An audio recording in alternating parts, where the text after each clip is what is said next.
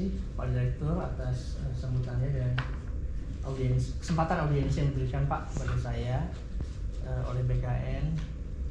Selamat pagi juga buat rekan-rekan semua, Pak Dius, Pak Bagus, dan rekan-rekan semua. Izinkan saya perkenalkan, nama saya Tosan Wirandani. Saya adalah pegawai BKPSDM pemerintah Kota Bogor yang sedang tugas belajar di program doktoral Fakultas Ilmu Komputer.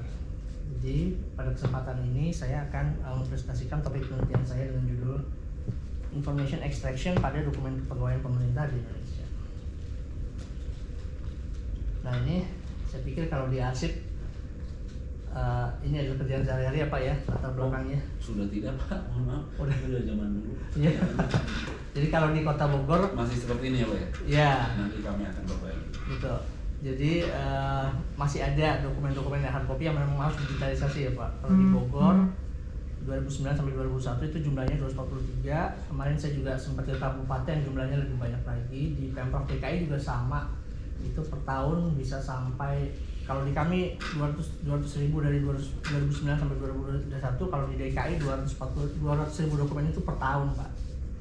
Dan itu prosesnya berjalan setiap hari gitu. Nah, ini sebetulnya ya kalau kita lihat di dokumennya itu seharusnya dengan bantuan computer science ini bisa diotomasi ya Pak.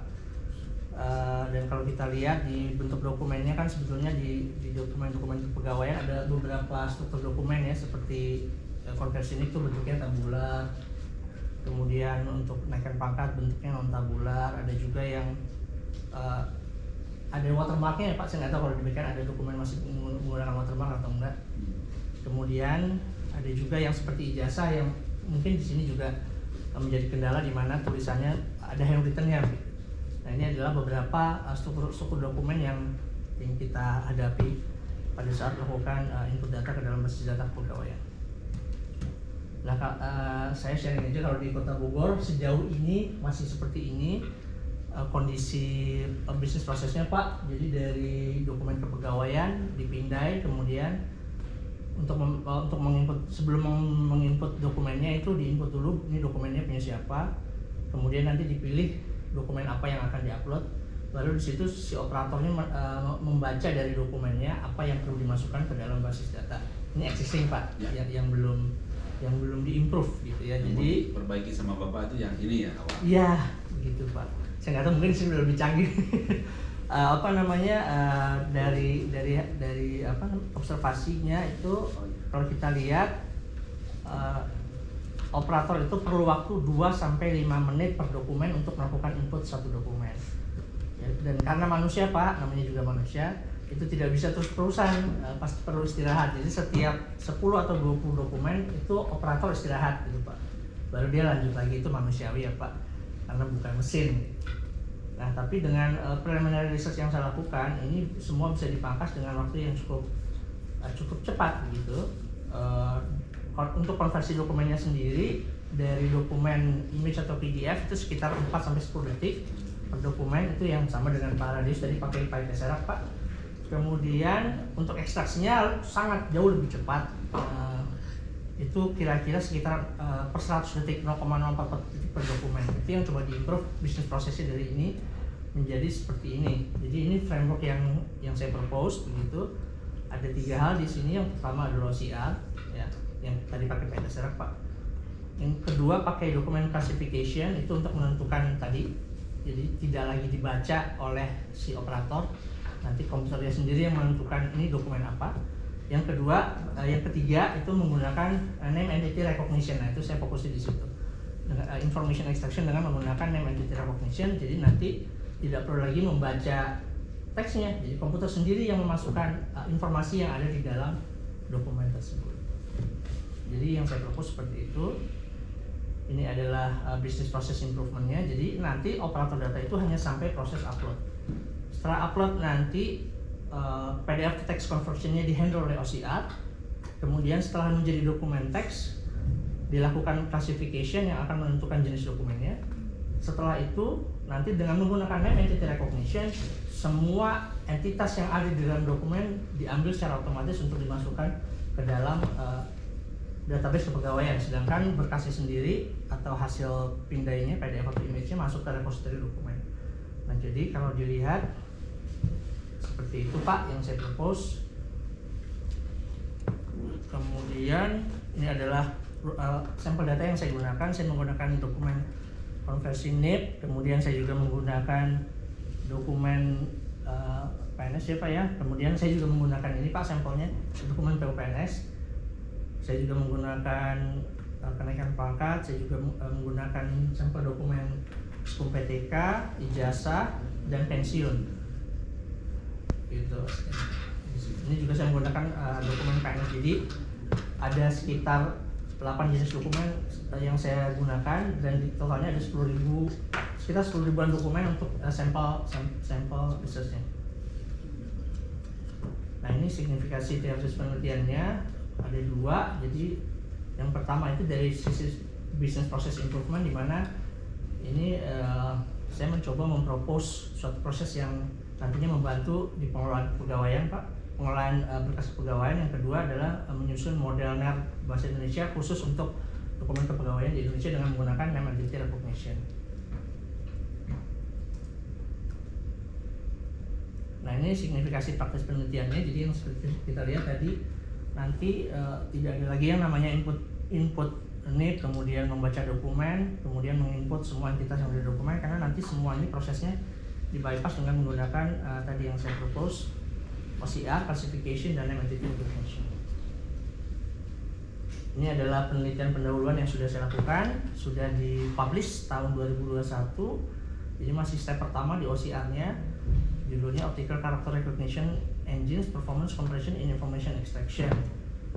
Ini ada di publish di penerbit Masiki 3 Pak, International Journal of Advanced Computer Science. Di sini yang saya lakukan adalah membandingkan 3 buah OCR engine, Foxit, Tesseract, dan PDF2Go. Kenapa saya pilih 3 engine ini? Untuk membandingkan yang proprietary Pak, yang desktop Foxit, kemudian yang web based PDF2Go, dan yang memang library. Saya menggunakan library Python, Tesseract. Yang warna hijau adalah kelebihannya, dan yang warna merah adalah kekurangannya. Jadi kalau di Foxit, dia kelebihannya dia mampu mendeteksi tabel dan dia mampu preserve space. Kalau kita tahu ya di PUPNS itu banyak sekali satu baris yang sebetulnya beda tabel gitu, karena di dalam tabular. Nah, dia bisa detect gitu kalau di Foxit. Nah, kekurangannya dia tidak ada batch conversion. Jadi kalau ada 100 dokumen, dia harus dikonversi satu persatu gitu, prosesnya agak lama. Kemudian untuk jadi teks, dia itu harus ke RTF dulu, tidak bisa langsung TXT. Jadi prosesnya agak panjang. Kalau mau jadi TXT di KRTF-in dulu. Dan selain itu kekurangannya adalah dia tidak support bahasa Indonesia. Yang Tesseract ya. Tesseract jadinya Iya, akhirnya Tesseract Pak. Ini saya jelasin dulu kelebihan kekurangannya. Kemudian nanti ada perbandingannya Pak. Yang PDF2Go adalah yang berbasis web. Kelebihannya dia bisa sekaligus 500 dan dia support bahasa Indonesia, tapi kekurangannya adalah karena dia berbasis web, pasti ada waktu upload dokumen dan download dokumen yang benar-benar tergantung dari koneksi internet gitu. Jadi ini kekurangannya. Yang kedua, dia juga sama dengan dia dasar preserve space. Jadi kalau ada satu baris kalimat yang beda tabel gitu, dianggap satu data yang sama. Nah, kemudian yang akhirnya saya pakai adalah Tesseract nantinya ya. Kelebihannya karena dia sifatnya library, dia tidak ada batasan batch, mau berapa aja bebas gitu. Dan dia support bahasa Indonesia. Meskipun kelemahannya adalah proses konversinya agak lama gitu, karena ya memang kalau mau pakai lebih cepat nanti bisa pakai Google Vision gitu ya, dan dia dasar preserve space. Itu dari sisi fitur. Tapi kalau dari sisi NER time-nya sendiri ya, setelah saya bandingkan gitu, memang meskipun ini terlihatnya per 100 detik begitu, tapi kalau jumlah dokumennya banyak ini akan sangat signifikan Pak gitu. Jadi kalau kita lihat di sini sebenarnya yang paling cepat itu meskipun sedikit ya, itu adalah Tesseract dengan 0,044 detik rata-ratanya ya. Dibandingkan dengan PDF2Go 0,046, udah kayak F1 Pak, bedanya per 100 detik. Dan Foxit 0,05 detik. Memang terkesan tidak terlalu signifikan, tapi kalau jumlah dokumennya banyak nanti tentu akumulasinya jadi lebih lama. Seperti itu. Ini bukan konversinya ya Pak, waktu ekstraksi informasinya. Dan ini adalah akurasi yang digunakan. Sejauh ini saya menggunakan library Python, menggunakan name entity recognition dengan menggunakan rule base, jadi prosedural dengan menggunakan regular expression gitu ya. Jadi misalnya kayak ambil nama setelah kata nama, seperti itu, masih rule base. Akurasinya belum begitu bagus ya, karena tadi dokumennya juga kan dari hasil pindah ya Pak, kualitasnya bermacam-macam. Kalau kita lihat di sini precision, recall, dan F1 score, mungkin yang sudah biasa dengan istilah ini, F1 score itu adalah harmonic mean atau rataan akurasi dari precision dan recall gitu. Jadi nanti biasanya dipakai adalah F1 score-nya. F1 score itu adalah rata-rata dari precision dan recall-nya. Ya, yang dipakai akhirnya tetap F1 score akurasinya. Dan kalau kita lihat di sini memang Tesseract itu agak rendah akurasinya ya, tapi itu karena ada apa namanya? Ada precision dan recall yang rendah gitu di dokumen konversi ID ini. Jadi 54,4%. Sedangkan akurasi yang paling tinggi itu sebetulnya dengan menggunakan PDF to Go 86,27 gitu. Jadi kelemahannya pakai Tesseract tuh akurasinya agak turun memang. Nah, ini yang sedang saya lakukan ya. Jadi penelitian yang sedang berjalan itu tadi saya menggunakan rule base, akurasinya hanya sekitar 80-an%, tapi dengan menggunakan deep learning ya, kalau Bapak Ibu tahu yang sekarang sedang masih in ya. Dengan menggunakan deep learning ini bisa kita tingkatkan akurasinya gitu. Jadi yang saya gunakan